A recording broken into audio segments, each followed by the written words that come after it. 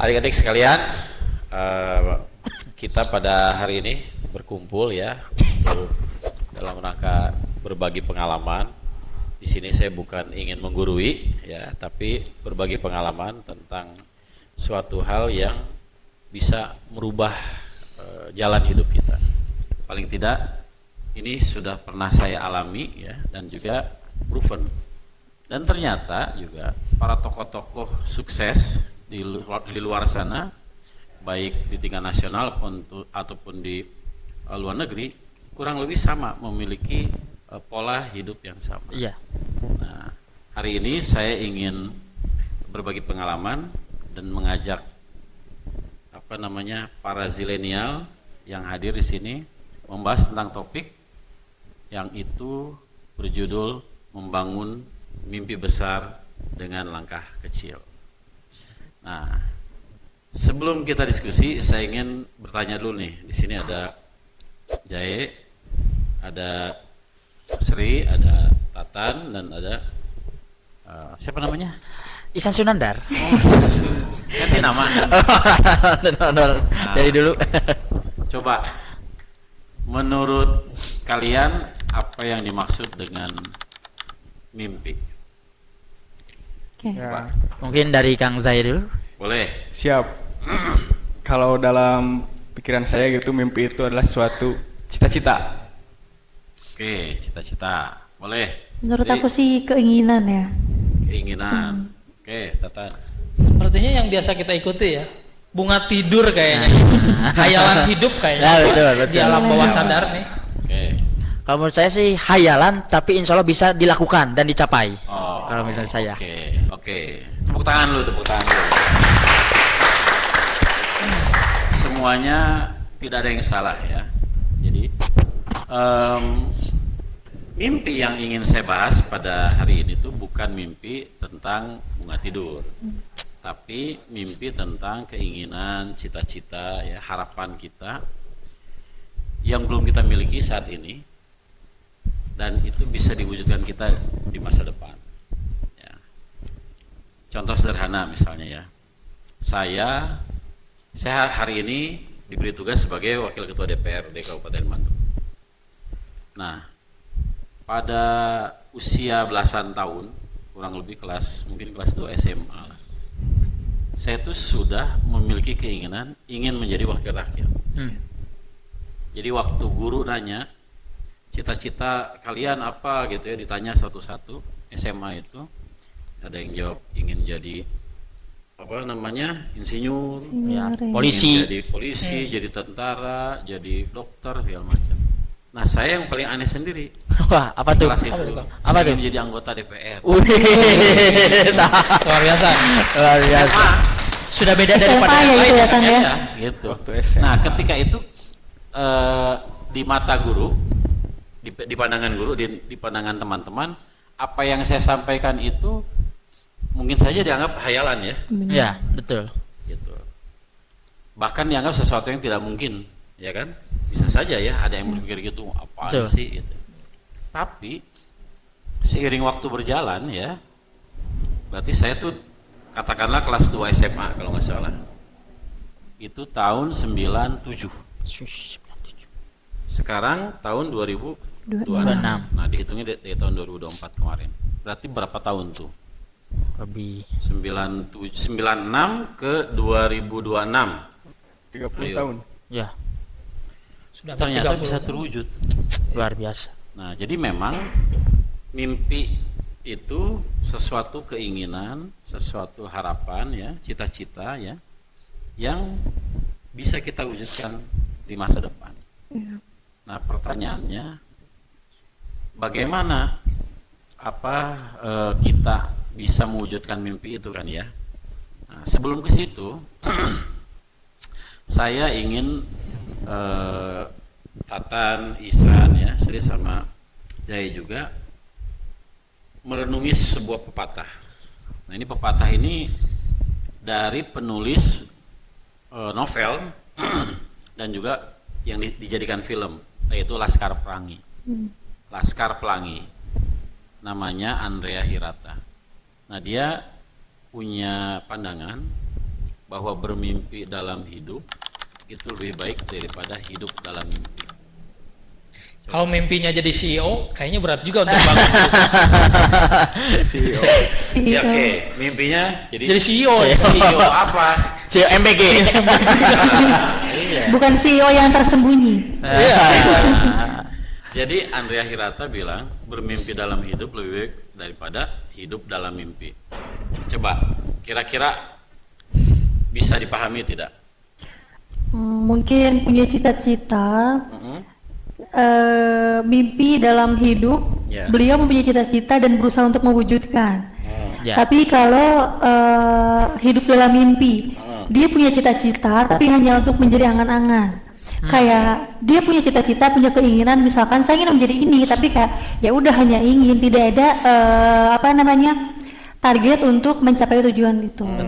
Cocok itu barang, setuju saya. Kalau Tatan, Kayaknya kalau tadi pepatah yang tadi bilang ya. Jadi kalau bermimpi dalam hidup, artinya ada yang ingin dicapai. Betul. Ada suatu gambaran ke depan. Tapi kalau hidup dalam mimpi, kayaknya menjadi hanya sebuah angan-angan. Iya. Ilusi dan mungkin ilusi ya. Ilusi. Bayang-bayang ilusi Ya, kalau kata itu. Anggun ya. oke. Kalau Jaya gimana? Kalau saya lebih memilih mimpi dalam hidup gitu. Ya. Kenapa? Walaupun sebatas angan-angan, tapi bisa menjadi gelora spirit gitu.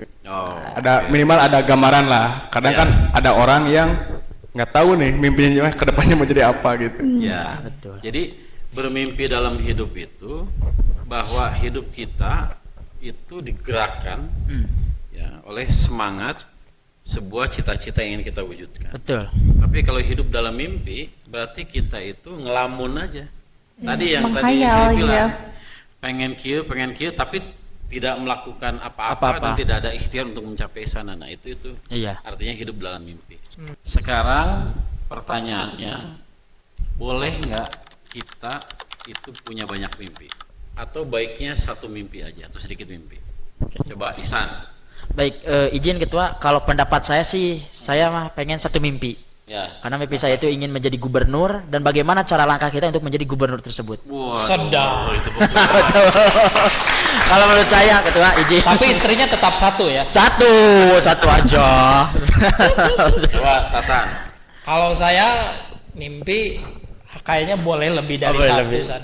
Iya, silahkan. Tua, ini Iya. biar punya stok cadangan gitu. betul, betul. Jadi kalau betul. satu lepas ya satu lagi lah gitu. Kira-kira begitu. Betul. Saya setuju sama apa yang kata Kang Tatan, karena menurut saya mimpi boleh banyak, ibaratnya bintang di langit boleh banyak, tapi kita tetap harus punya tujuan. Mimpi mana yang akan kita kejar sampai yang kita dapat itu tadi. Oke. Jaya.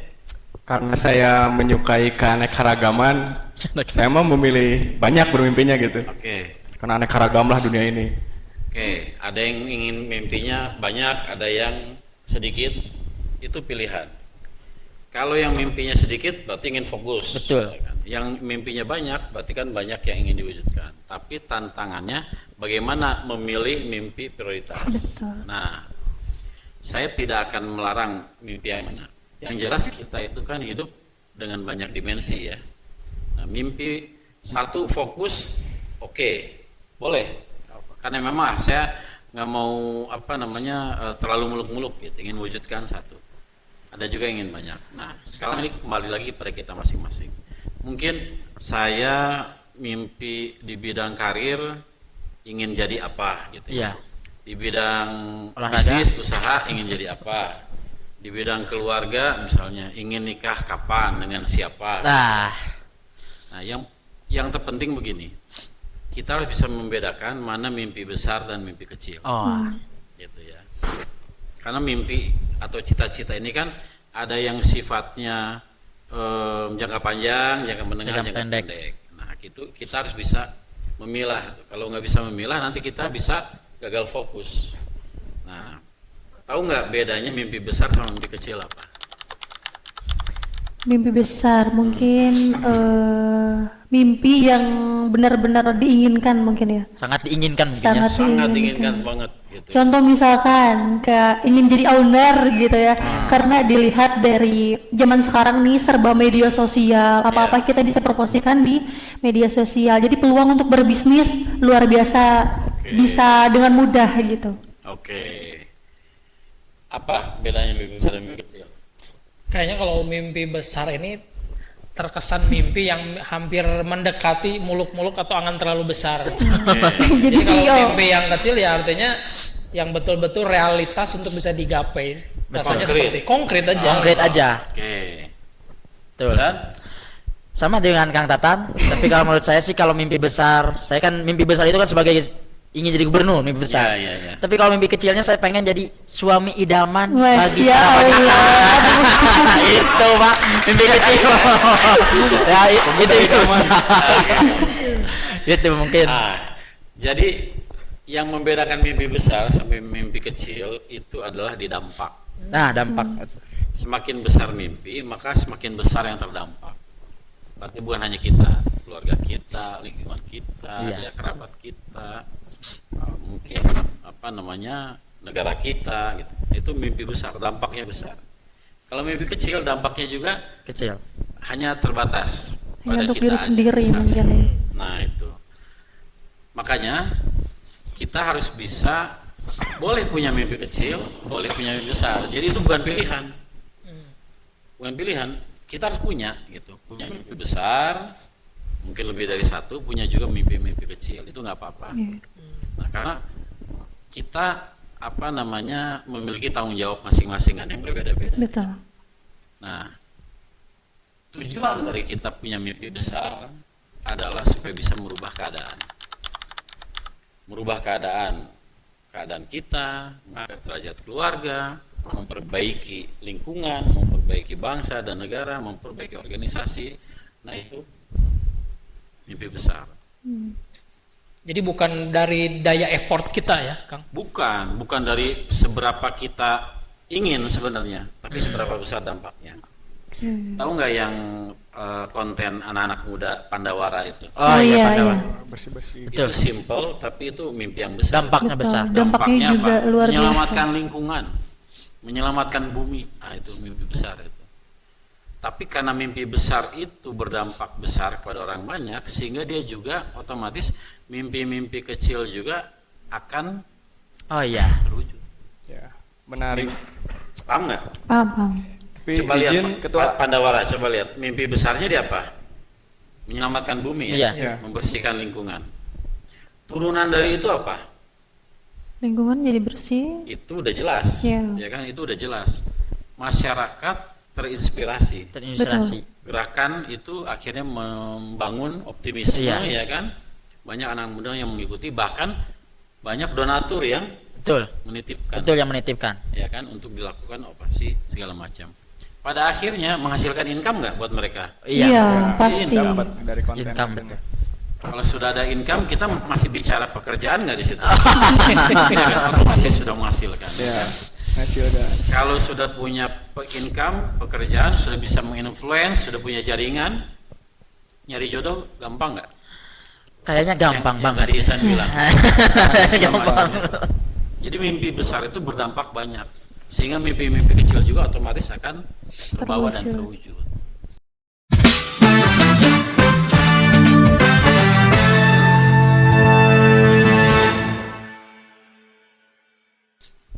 Setiap kita harus punya mimpi besar. Mimpi-mimpi kecil juga otomatis akan terwujud. Kalau kita hanya punya mimpi-mimpi kecil, mimpi besarnya belum tentu terwujud. Mungkin mimpi kecil kita terwujud, tapi udah selesai untuk diri kita. Hanya yang kekecil-kecilnya saja gitu ya. Iya, hanya untuk Jadi kita pentingnya untuk mempunyai banyak mimpi. Iya. aja. Nggak apa-apa, betul. Saya waktu waktu masih remaja lah gitu ya. Itu tadi mimpi besarnya saya pingin memperbaiki keadaan negara. Wish.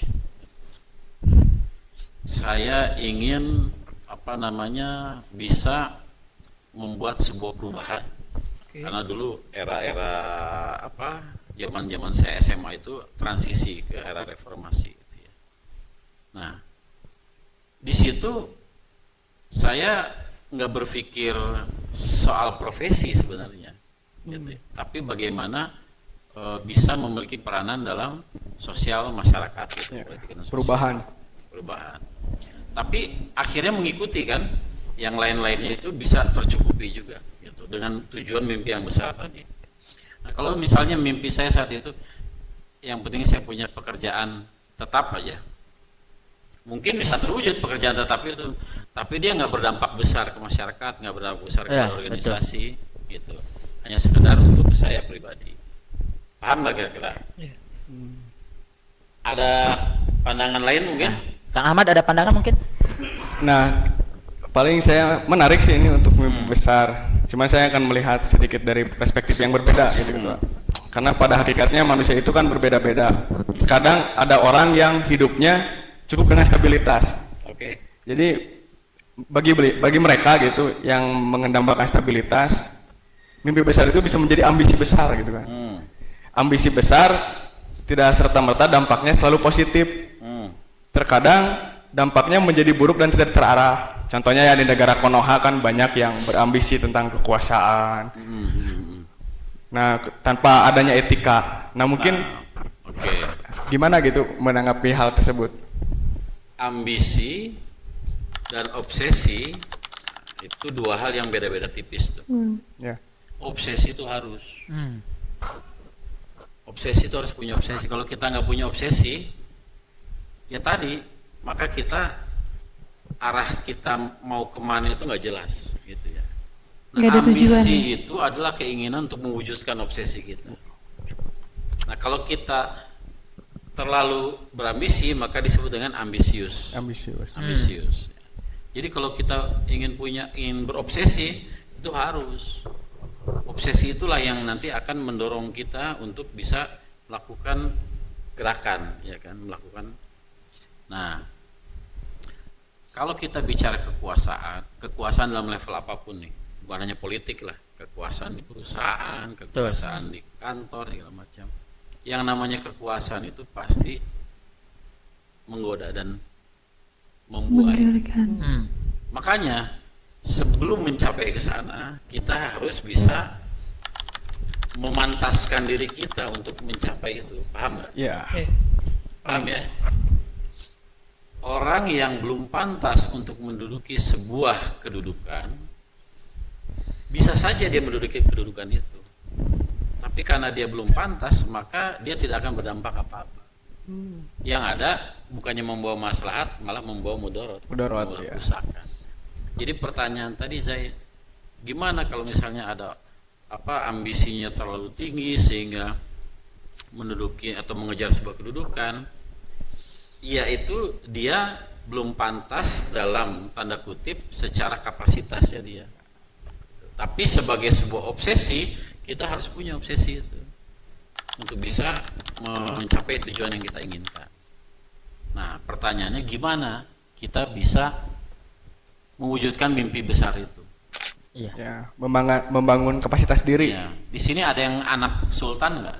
Yang lahir bapaknya udah jadi konglomerat, ada nggak? Ada anak sultan? Ada tapi nggak ngaku.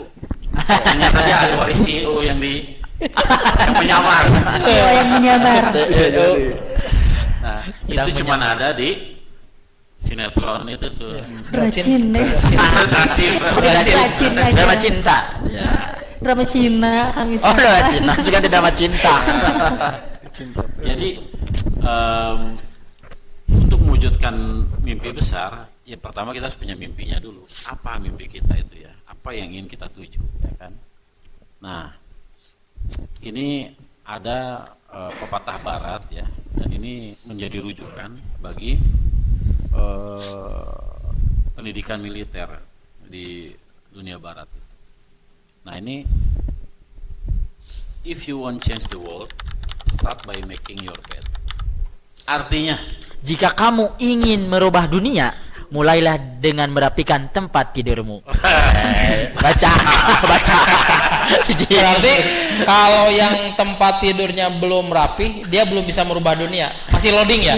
Aduh, saya teh belum rapi nih. Saya mau Mungkin jawab masih gimana? tidur ya, belum bangun. Belum bangun. Aduh. Kenapa untuk bisa merubah dunia harus dimulai dengan merapikan tempat tidur? Nah, ada yang bisa jawab nggak? Coba. Karena sudah siap, Karena sudah siap. rapi, sudah bangun dan Oke. rapi. Oke, apalagi? Apalagi San?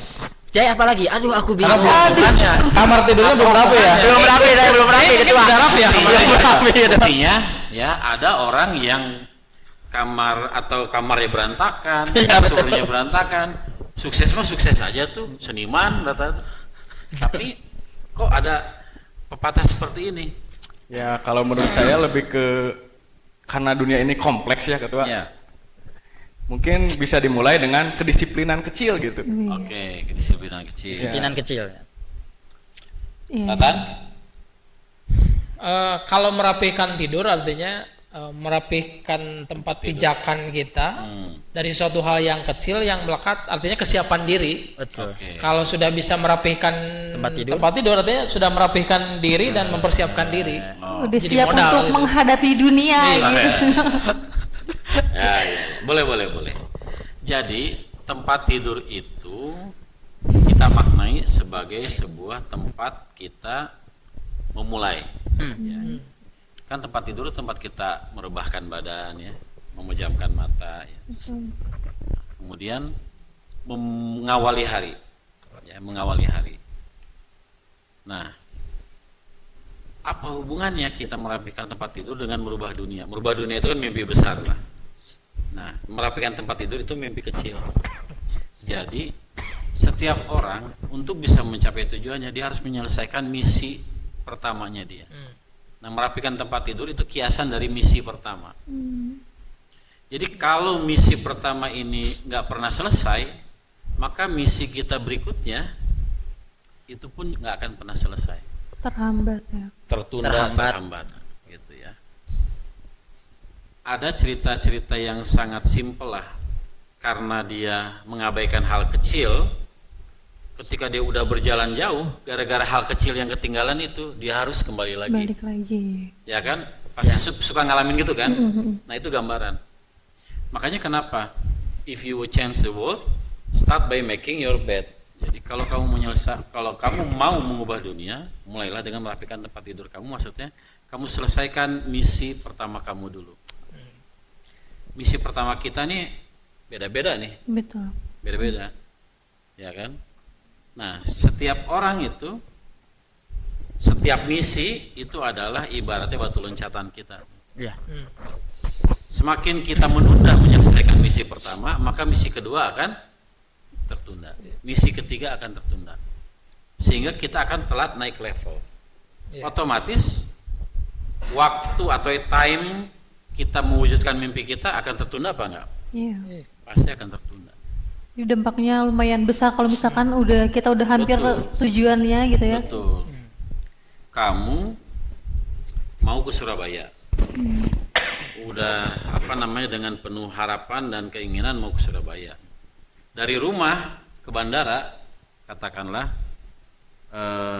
kan sekarang Bandara Hussein masih belum operasi ya, Iya. walaupun nanti mau operasi lagi. Berarti kamu harus ke Jakarta. Jakarta, ke Soekarno-Hatta. Wah, kamu Isan udah semangat dari Bandung, Yes. naik shuttle saat ke Surabaya. Udah nyampe di Surabaya, tiketnya ternyata Tinggalan. Tinggalan. Atau gak pesan. dikira udah dipesan, ternyata belum. Misalnya, bisa nggak? Pasti sulit kan? Sulit, Walaupun susah. bisa aja dia nyari tiket go show, Iya. ribet nggak? Iya. Ribet itu. Lebih mahal gitu ya. Iya, karena mengabaikan misi pertamanya, amankan dulu tiket keberangkatan. Nah, seperti itu. Jadi kita perlu untuk menyelesaikan misi kita satu persatu sampai akhirnya kita bisa mencapai tujuan. Setiap misi itu adalah batu loncatan. Ya. Nah, antara satu dengan yang lain bisa saja misi pertamanya itu berbeda-beda tuh. Ada orang yang dia udah selesai urusan ekonomi. Karena mungkin orang tuanya sudah mampu, udah kamu tinggal kuliah, tinggal jalan aja. Lanjut gitu ya. Ada orang yang dia belum selesai masalah ekonominya. Ya, berjuang. Dia harus berjuang nyari ongkos, nyari apa gitu kan ya. Ada orang yang udah mah belum selesai masalah ekonominya, belum dapat kampusnya, pengen kuliah, tapi belum ada kampusnya, belum ada biayanya segala macam, ada lagi. Nah, artinya apa? Setiap orang startnya tuh bisa beda-beda tuh. Tapi bukan posisi start yang menentukan siapa yang nyampe duluan sebenarnya. Tapi siapa yang bisa menyelesaikan misinya lebih cepat. Orang yang sudah start di posisi yang lebih tinggi, katakanlah kalau 0 sampai 10 dia udah start di posisi 5, jaminan nggak dia nyampe posisi 10 lebih cepat daripada startnya di posisi atau dari skor 1? Jaminan nggak? Secara asumsi mestinya dia lebih cepat ya. Iya, Iya. secara asumsi. Tapi realita belum tentu loh. Banyak orang yang startnya dia sudah lebih dulu, sudah lebih nyaman, tapi dia nggak pernah bisa nyampe tujuannya. Karena Banyak kan? Misalnya teman kita yang dia hidupnya sebenarnya lebih mapan, kuliah punya kendaraan, ongkos jajan nggak ada masalah, fasilitas untuk kuliah lengkap, Ya. tapi at the end dia DO. oh, Ya kan? Iya. Yang duluan lulus, yang kuliahnya tadi ngap-ngapan tuh, Iya. Betul. pasti ada cerita kayak gitu ya kan? Iya. Dan itu fakta. Jadi posisi start itu sebenarnya bukan menentukan dia bisa mencapai tujuannya lebih dulu atau enggak. Tapi tergantung dirinya ya. Nah, tergantung bagaimana persiapan dan daya tahan dia melakukan perjalanan. Iya. Walaupun kita startnya ketinggalan, ya, tapi kita bisa menyelesaikan finish itu lebih duluan dari Lebih yang cepat. lain. Dan itu fakta dialami oleh banyak orang. Nah, Kang izin nih, kalau tadi kita bicara merapihkan, itu kan sebagai pijakan awal tuh. Iya. Kalau misalkan ada anak yang tadi anggap anak sultan, bangun tidur dia nggak mikirin merapihkan tuh Kang, karena Iya. kan dia punya asisten rumah tangga. Kira-kira kita bisa bersaing dengan dia atau tidak? Kalau dari sisi penataan diri, mempersiapkan diri kita dengan habit dia yang sudah diservis, dilayani. Menurut Udah punya Kakang privilege ya. gimana? Iya kan dia punya privilege itu kan gimana? Privilege. Jadi begini, Allah tuh maha adil. Orang-orang yang mengalami kesulitan itu di saat yang bersamaan dia tuh mendapatkan kemudahan sebenarnya. Begitu juga sebaliknya. Orang-orang yang mendapatkan kemudahan, banyak kemudahan, sebenarnya dia juga akan mengalami kesulitan. Iya. Nih, saya kasih gambaran ya. Kalau kita mengalami kesulitan kondisi, di saat yang bersamaan kita juga diberikan kelebihan oleh Tuhan untuk berpikir cari jalan keluar bagaimana, betul nggak? Akhirnya terlatih tuh kemampuan kita, kreativitas kita segala macam ya, effort, usaha. Nah, sementara orang yang memiliki banyak kemudahan, sebenarnya di saat yang bersamaan dia juga akan memiliki kesulitan. Ketika dia menghadapi kondisi yang dia harus kehilangan fasilitasnya, maka dia akan mengalami kesulitan dalam beradaptasi dengan lingkungan yang berbeda. Betul nggak? Oh iya iya. Yang biasa dilayanin, Betul. ketika dia harus menjalani semuanya sendiri, maka dia harus beradaptasi. Iya, meraba-raba lagi. Pada posisi itu, orang-orang yang sudah terbiasa susah akan lebih diunggulkan, betul nggak? Betul. Betul. Ya kan? Jadi Allah tuh maha adil. Jadi saya mengalami ya, saya waktu kuliah bukan termasuk yang dapat uang jajan banyak. Saya per hari nabung Rp1.000 untuk beli buku.